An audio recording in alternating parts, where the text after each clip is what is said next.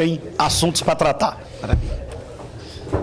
Meus amados, queremos aqui mandar um abraço aí para Bruno do Centro Sé, Bruno em Centro Sé, Érica em Salvador, Frank Meire também participando, Nilson Santos também participando, Jorge participando.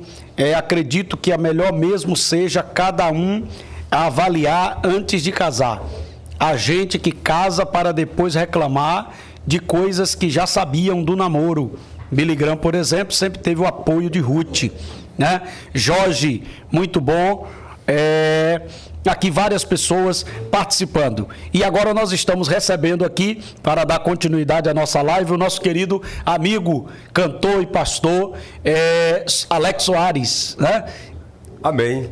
Para mim um privilégio muito grande. Quero louvar a Deus pela vida desse pastor querido, que é o pastor Edivaldo Filho. Pastor aí que tem feito grandes coisas para o reino do Senhor.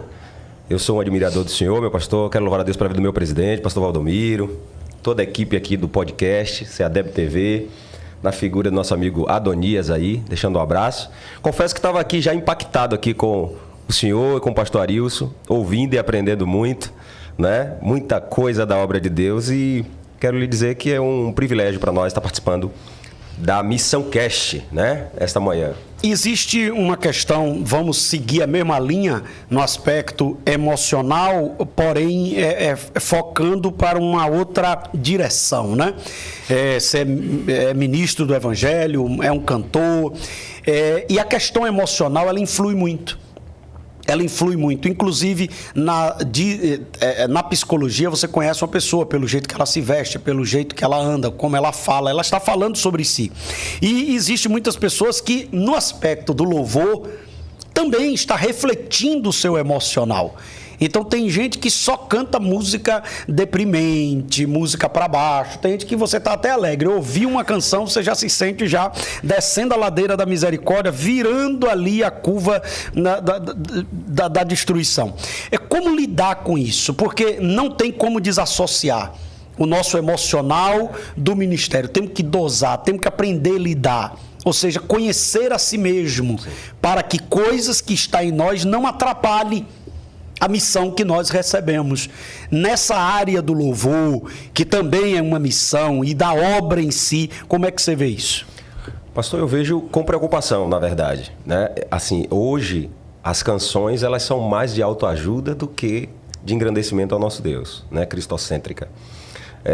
Eu me lembro que quando eu tinha por volta de 12 anos, lá no interior, quando o Senhor me chamou e falou, né? Eu estava em casa com minha mãe, e Deus levou uma irmã lá, a irmã falou, olha, mãe, esse seu filho, ele não vai ficar aqui muito tempo. Deus vai tirar ele daqui, vai soprar ele. E minha mãe até deu uma risada assim, né? Que a gente lá no Cedro, um bairro simples, né? E lá a gente já fazia missões. Meu pai tomava conta de uma congregaçãozinha no povoado. A gente andava quase 15 quilômetros, pastor, andando a pé.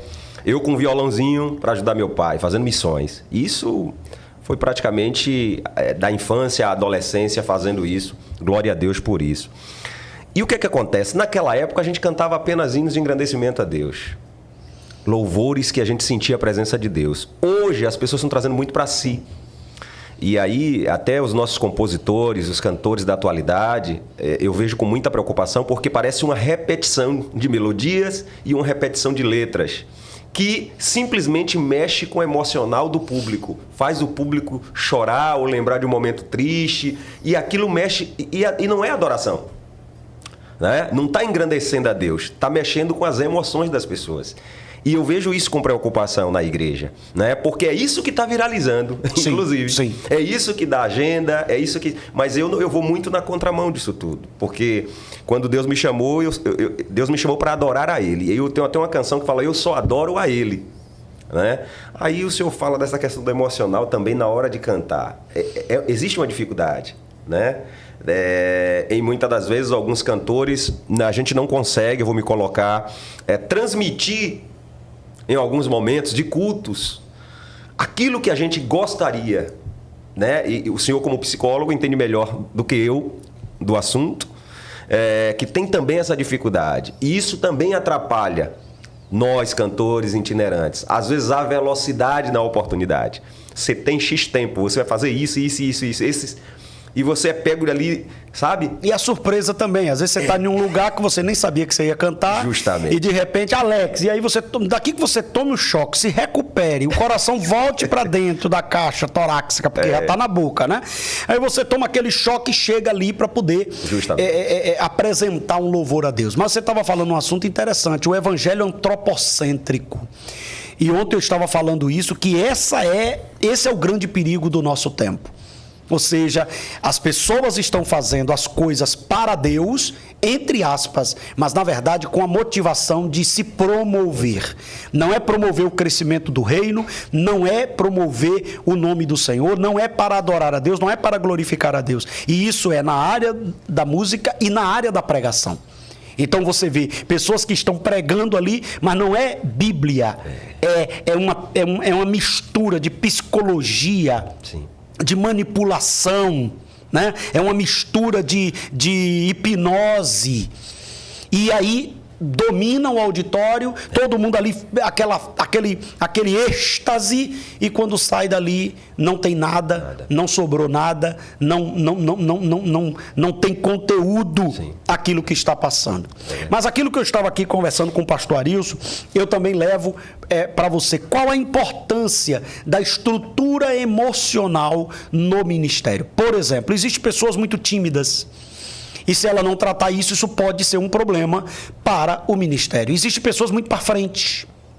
Existem pessoas muito melancólicas. Existem pessoas muito com a baixa autoestima. Já tem gente narcisista. Eu sou bom, não tem ninguém melhor do que eu. Então, se não for tratado esse eu, isso pode trazer um prejuízo muito grande. Porque hoje há uma cobrança daqueles que estão no altar para poder fazer o trabalho de Deus, e em alguns lugares a pessoa tem aquilo ali como se fosse um produto. Então você tem que virar. Sim. E essa ideia de virar é que é o problema. Porque às vezes a pessoa quer virar e sai capotado, porque ele queria virar tanto, usa tanto mecanismo, e na verdade esse não é o objetivo. Sim. Como é que você lida com a pressão? Porque eu falei isso tudo para falar da pressão. Porque é uma pressão, o altar é uma pressão, né? De você. E quando mais responsabilidade você tem, mais a pressão aumenta. Eu vou falar do lado prático da coisa, né? Vamos lá. Quando eu tive a minha primeira oportunidade, eu travei. Né? Eu peguei o microfone, vamos ouvir o cantor Alex vai cantar o hino. Quando eu travei, comecei a chorar. Eu era adolescente na época, e a igreja começou a entrar em mistério. Eu chorando, com vergonha, travou porque eu não conseguia cantar. Porque eu tinha a igreja medo. Entendeu que você estava sentindo, achou que né? estava sentindo Jesus. Eu não consegui cantar, todo mundo deu glória a Deus, eu agradeço a oportunidade e sentei. Eu era um adolescente na época. Mas o que é que eu entendo com isso? Eu acredito que essas travas emocionais, pastor, ela acaba nos bloqueando em oportunidades que o Senhor abre para nós. E a gente precisa tratar isso. Eu vivi uma fase da minha vida que eu passei por muitas dificuldades, porque o Senhor me abriu grandes portas, mas o meu emocional, sabe? Não estava pronto para essas grandes portas que se abriram. E existe um medo interno. Talvez a pessoa vê você ali num grande evento cantando, mas todos nós temos medos. A gente não pode deixar esse medo nos dominar.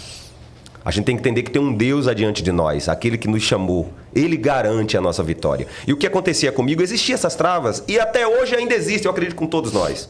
A gente chega em determinados lugares e eventos que a gente fala, meu Deus, e agora? É contigo, Senhor, me ajuda aqui. A gente ora, a gente intercede, antes disso a gente consagra, a gente pede que o Senhor nos use.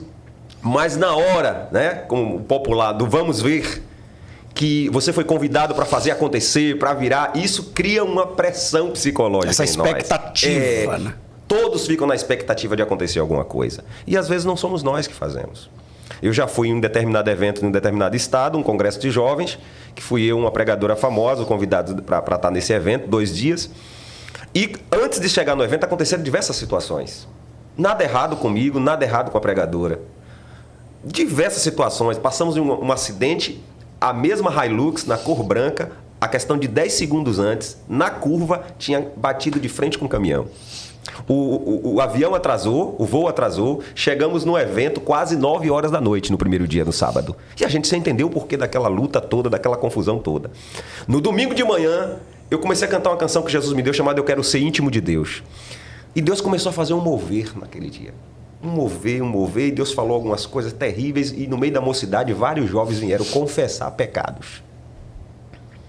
Estavam se relacionando antes do casamento. E aí descortinou para nós o que estava acontecendo, o porquê de tudo. E porquê daqueles acontecimentos. Você está entendendo? Que nem sempre é o cantor nem o pregador. Às vezes foi envolvido ali, né? Justamente, naquele ambiente que estava acontecendo. E Deus queria fazer algo. E Satanás estava tentando impedir a nossa chegada. Então, eu acredito no ministério com propósito. Qual é o propósito que Deus te chamou, né? Deus te chamou com um propósito de ganhar vidas, de transformar vidas, de restaurar vidas. Então, a música, ela tem esse poder de ir antes da gente, de chegar antes do físico chegar. Então, meu pastor, existe sim bloqueios. Hoje, eu sou co-pastor de uma congregação também, e o que acontece é o seguinte, alguns irmãos olham para mim e dizem assim, pastor, como é que o senhor hoje está assim, tão solto? Eu não consigo. Aí eu falei, tu não sabe de nada. É porque, na verdade, a pessoa olha você já em um outro estágio. Justamente. E ela também não consegue perceber aquilo que você, pela sua experiência, não deixa transparecer. Porque aí é a maturidade, aí é a forma de você aprender a se portar no púlpito. Você pode estar com medo, mas você não pode passar esse medo. Justamente. Você pode estar nervoso, mas você não pode passar esse nervosismo. Você pode estar doente, mas você não deve passar isso, ficar ali se lamentando. Quando eu comecei a pregar, eu tinha 9 anos, comecei a pregar e tal, e era muito difícil, eu achava aquilo muito pesado, aquela guerra. Eu achava que quando eu fosse consagrado, quando eu fosse conhecido, que essa pressão ia diminuir. Na verdade, ela aumenta. Por quê? Porque as expectativas aumentam. Então, você vai ficando conhecido, você vai chegando no lugar e as pessoas dizem, esse homem aí é tremendo, esse homem aí é tal. E você é dependente de Deus. O ministério não existe independência. Todos aqueles que querem viver uma independência no ministério caminham pelo caminho da destruição, porque uma hora Deus vai abater ele, porque não tem como dois brilhar. É verdade. E ali quem vai brilhar é o Senhor. Então, se outro quiser brilhar, vai ter um sério problema, né? Mas eu queria tratar contigo um assunto que é bem complicado, que é o assunto da cobrança. E eu não falo cobrança do aspecto psicológico, eu falo na cobrança no aspecto de oferta. E há um grande problema, porque quando você cobra, dá ideia de mercenário. Quando você não cobra, aí o irmão chega e diz, Deus lhe abençoe. Foi uma bênção tê-lo aqui. E às vezes você vive daquilo, você teve uma despesa para estar ali. Então, existe algumas situações que às vezes a própria igreja, o próprio povo, canaliza o cantor e o pregador para poder estabelecer um valor como oferta. Se esse valor é um valor justo, e se este valor é um valor que não é impositivo, ele é proposto. Olha, meu irmão, eu vivo da obra e geralmente as pessoas me abençoam com isso e vejo o que é que vocês podem fazer. Não é eu vou só nessas condições, porque às vezes aquele lugar não tem aquela condição. E isso é um assunto muito melindroso, porque se a igreja tratasse os seus ministros, tanto de louvor como da palavra, de forma digna e coerente, não precisava que ninguém estabelecesse valor. Eu assumi um compromisso com Deus que nunca estabeleceria o valor. Primeiro que eu nunca quis ser itinerante, né? Então eu nunca quis ser, não sou e nunca fui, né? Eu sou pastor. Reconheço que tenho uma vocação, então recebo convites, mas não vivo da itinerância, não sou itinerante. E não tem nada pejorativo concernente a isso. Mas eu estabeleci com Deus que eu não queria cobrar. Eu estabeleço o seguinte, se eu for num lugar, a pessoa me trata bem, me respeita, me considera, Deus abençoou, eu posso voltar ali. Não tratou bem, eu não volto ali. Né? Mas tem pessoas que vivem da itinerância. E tem igreja, claro, que alguém pode estar assistindo e dizer, meu Deus, o pastor não voltou mais aqui. Na verdade, hoje eu não volto, na maioria do lugar, pela demanda também. Né? Pela demanda. É muito complicado você hoje administrar pastoreio com a pregação, com convite. Mas como é que você lida com isso? Porque hoje tem pessoas cobrando 20 mil reais para uma noite. Né? 20 mil reais para entregar uma palavra de meia hora, para cantar 5 canções e canta 3. Né? Como é que você lida com isso? Como é que você vê isso? Pastor, eu vejo, assim, com preocupação, por um lado, né? Mas, assim, eu sou totalmente a favor que a igreja, né, entre em acordo com esse itinerante, com esse pregador, com esse cantor e o oferte, né? Uma oferta digna. O que é que eu observo nos dias atuais? É que se há uma valorização quando se tem um nome, né? É assim que se fala. Quando se é muito famoso. Quando se é muito famoso, o que se pede? A igreja, né, está ali, o departamento corre atrás e se envolve todo mundo e consegue levantar aquela oferta. Mas quando é um itinerante que é local, né, que está o tempo todo ali contribuindo com as igrejas, fazendo a obra de Deus, acaba se tendo um pouco de desvalorização. Se desvaloriza, as pessoas não valorizam muito. E é aí que eu acho que tem que mudar. A gente precisa olhar para os nossos itinerantes, para os nossos pregadores, nossos cantores, com um olhar diferenciado. Se eu honro quem não é da casa, se eu honro quem não é daqui, quem não é local, por que não honrar também os daqui, os que são locais, os que estão sempre participando dos nossos eventos e às vezes de forma voluntária? O que é que eu vejo é que não se deve impor um valor. Eu nunca fiz isso. A não ser quando a igreja diz, pastor, eu prefiro que você diga, né? Eu falo, irmão, eu tenho despesa disso. Eu já fui em determinado lugar cantar e a igreja era muito grande. Eu falei, não, a gente não estabelece. Se eu colocar no seu coração, cobre as passagens. Mandou as passagens, as despesas, nós fomos. E no final do evento me entregaram um cheque. Amém. Vim embora, cheguei em casa, coloquei o cheque bateu as 3 vezes sem fundo. Ligamos para o pastor disse, vou resolver hoje. Não resolveu. Já fui para determinadas igrejas que antigamente era o CD.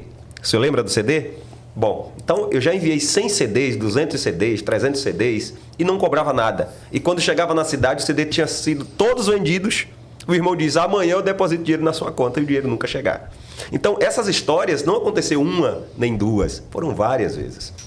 Então, eu entendo também que as pessoas que estabelecem um valor é com essa preocupação ou porque já viveram essas experiências de frustrações. De ir na cidade, cantar, Deus fazer maravilhas e ele voltar para casa, às vezes, preocupado e o dinheiro não entrar na conta, ele não tem nem para comprar um gás para sua família. Não, e tem situações... Você entendeu, pastor?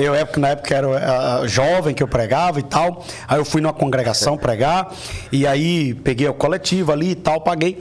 Aí quando chegou lá, o presbítero disse para mim assim, ó, Deus mandou eu abençoar o seu ministério. Você não me cobrou nada, mas Deus... Eu senti algo de Deus para abençoar o seu ministério. Eu digo, amém, meu irmão, glória a Deus. Amém. O senhor aguarde aí. E aí eu fiquei lá na porta da igreja como se eu estivesse pedindo, né? E demora. Aí daqui a pouco chega ele e diz, abre o bolso. Eu pensei até que era uma droga, que ele ia botar algo escondido. Abre o bolso. Aí, rapaz, o que é isso? E aí o bolso do paletó tava costurado. Oh, Jesus. Entendeu? Agora eu já abro tudo, já anda tudo aberto. Ó, eu quero dizer a você que meu bolso já anda aberto, ó, para não ter problema. E ele ficou tentando ali e tal, e aí não conseguiu, e ele botou aqui por dentro, eu senti pesar, eu digo, glória a Deus, amém. E aí eu não sou de contar.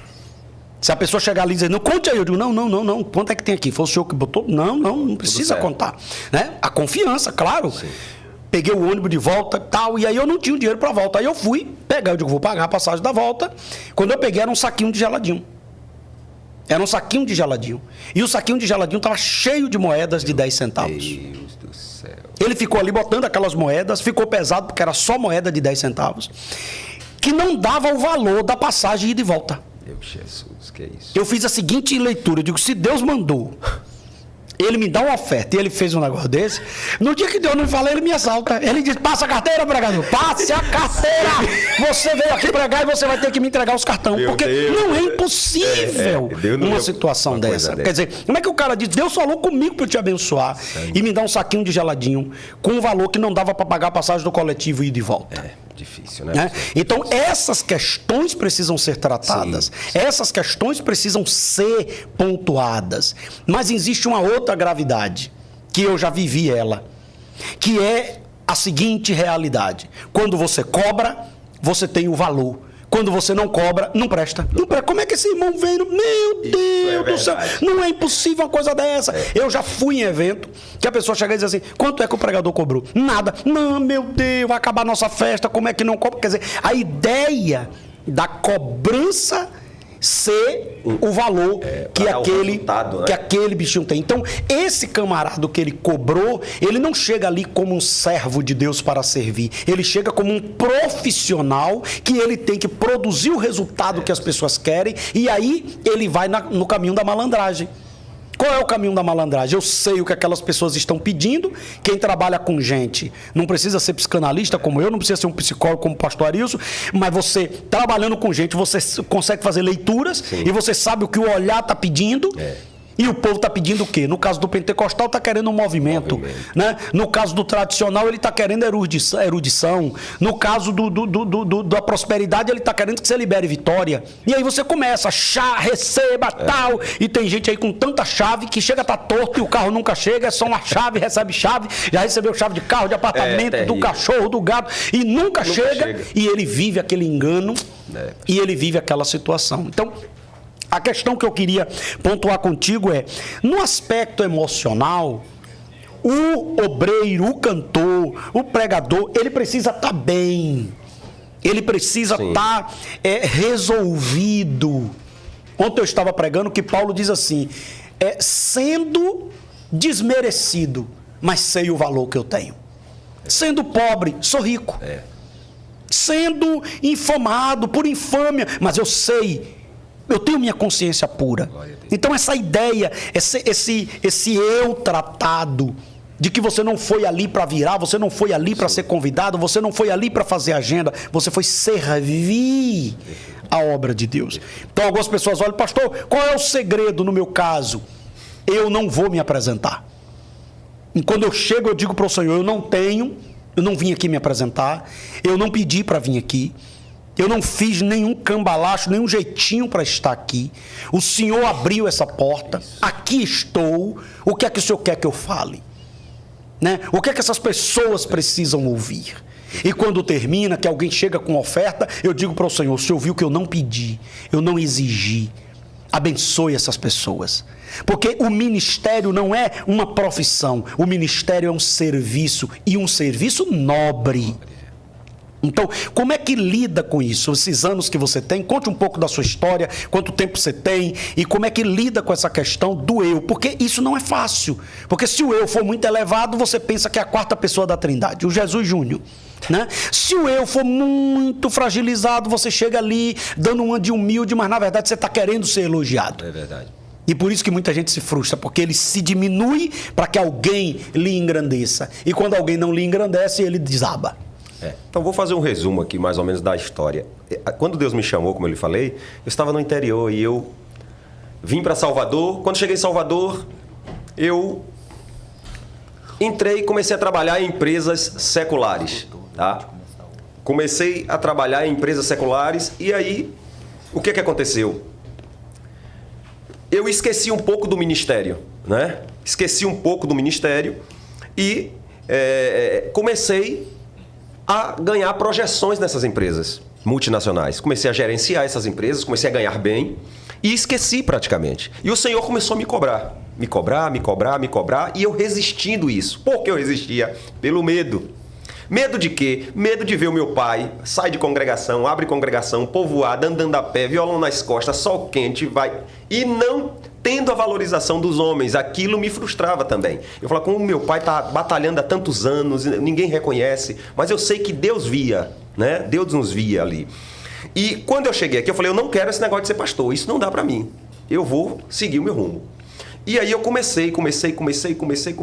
Aí Deus disse, ó, teu lugar não é aqui. E eu resistindo. Deus fechou a primeira empresa. Eu fui para outra empresa e comecei. Deus disse, teu lugar não é aqui. Te chamei para o ministério.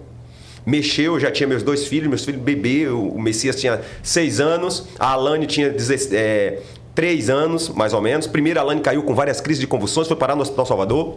Desacordada, a gente orava e pedia a Deus misericórdia, a menina recebia alta, voltava para casa, não dava nada.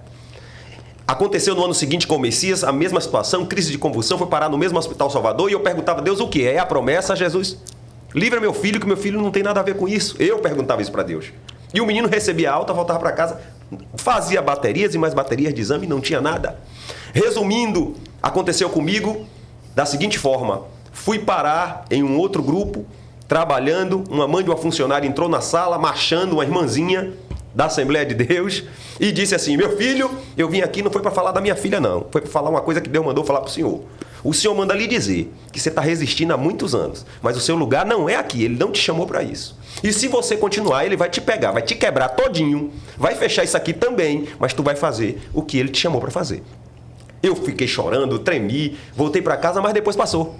Um dia, tentando sair para trabalhar, eu perco o movimento das pernas, do nada. Eu nunca tive problema nenhum de saúde. Perdi o movimento das pernas, tentei chamar minha esposa, a voz também sumiu. Minha esposa me pegou, chamou meu vizinho, que era um pastor Joel Pinho, hoje ele está no campo de Ilha de São João. Os filhos dele são fortes, me carregaram, me colocaram no meu carro e me levaram para onde? Para o mesmo Hospital Salvador. Fiquei lá desacordado, mas eu sabia tudo o que estava acontecendo, vendo tudo o que estava acontecendo, dizendo, Deus, me livra, que se é por causa da promessa, eu vou largar tudo e vou. Mas parece que ninguém me escutava. Fiquei em cima da cama sem movimento, sem poder falar, 15 dias. Só pedindo a Deus para me levantar que eu ia tomar a decisão. No 15º dia, eu levantei. Depois voltei a trabalho. E o tempo passou. Recebo uma ligação, 6 meses depois o diretor disse assim, olha, a gente vai fechar tudo isso aí. O grupo vai mudar daí do estado e você vai ter que se mudar para o Rio Grande do Sul, ou então você vai ter que ir para uma outra filial nossa. Mas tudo aí a gente vai fechar. Na hora que ele falou, eu ouvi a voz do Espírito Santo falar comigo, olha, não vá. Porque se você for, eu vou fechar lá no Rio Grande do Sul também. Eu parei assim, no ar, e falei, me dê uma semana para pensar. Cheguei em casa, chamei minha esposa, filha única, papai sempre deu tudo para ela. Eu disse, filha, tem um negócio aí que vai acontecer. Tu sabe o que está acontecendo aí já, os mistérios que Deus está falando conosco. Aonde a gente ia, Deus falava. E eu não vou resistir mais à voz de Deus. Eu vou tomar uma decisão. Agora tem um detalhe. Você está disposta a comer uma farofazinha com cebola, se precisar? Ela olhou para mim assim e disse, foi Deus mesmo que mandou esse negócio? Eu disse, foi Deus. Aí ela disse, não, eu estou contigo. Se foi Deus que mandou, eu estou contigo. Pronto, o coração aliviou, falei com o diretor, me desliguei da empresa. Ele disse, não, eu não vou te desligar não. Você tem tantos anos com a gente, eu vou te demitir para que você receba o seguro. Fiquei 6 meses recebendo seguro-desemprego, dentro de casa, preocupado, sem ter uma agenda. Quando acabou o seguro-desemprego, alguém me liga. Pastor Milton Barbosa, Rádio Cruzeiro da Bahia, na época. Fui parar no Balbininho cantando uma canção, que Deus fez um reboliço, tinha um empresário lá, me convidou para gravar um CD. Daí eu não parei mais. Isso é um resumo de tudo que aconteceu. Mas eu tive que tomar uma atitude para que a minha vida mudasse. Aqueles medos que eu tinha de não conseguir, de não chegar, Deus foi tirando ao longo da caminhada. Foi tirando um aqui, foi tirando um ali.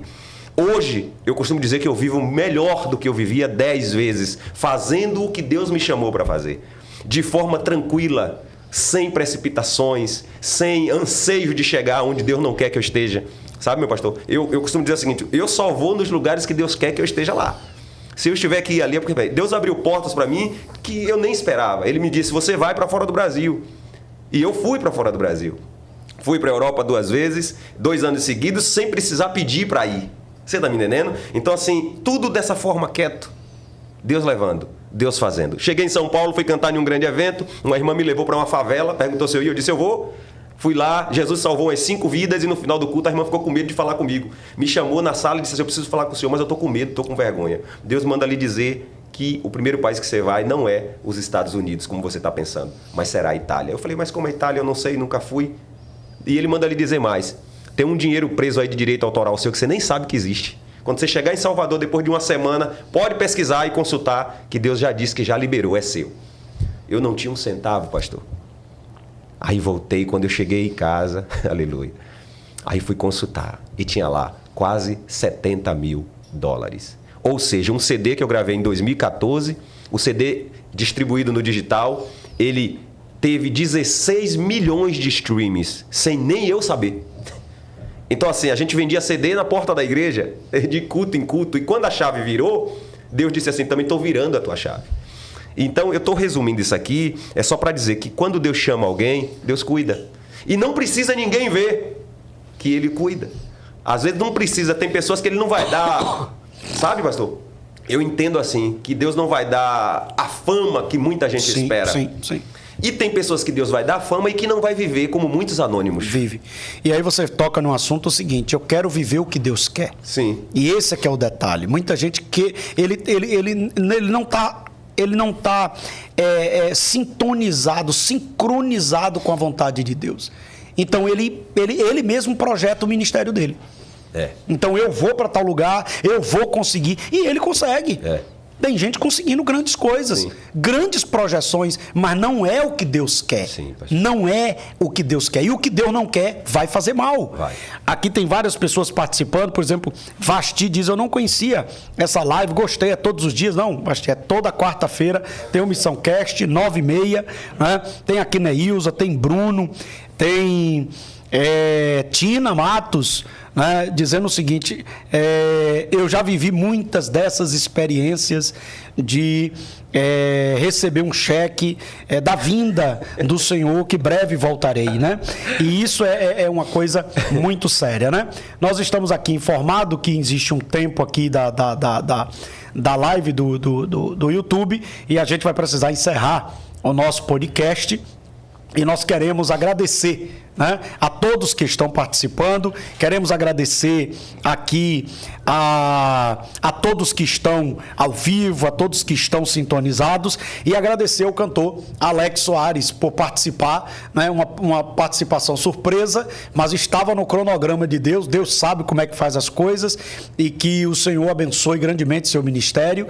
E é bom quando a pessoa sabe o que Deus quer, se rende ao projeto de Deus e se satisfaz com o que Deus está fazendo. Que tem gente que é um eterno insatisfeito.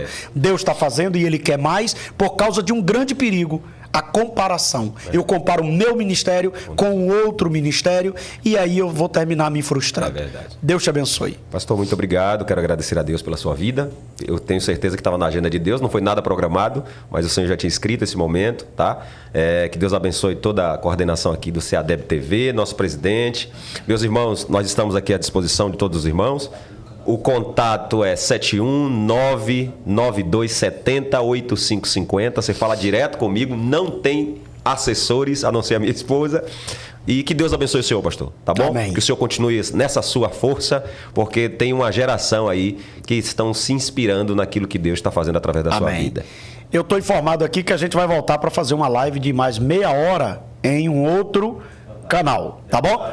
O deputado Samuel Júnior. Então você veja aí o podcast. A gente vai fazer mais até 11h30 mais ou menos, e você ainda vai continuar aí com esse bate-papo. Vai estar aí no YouTube. Por favor, acompanhe, que a gente ainda tem uns assuntos para pontuar aqui. Deus abençoe.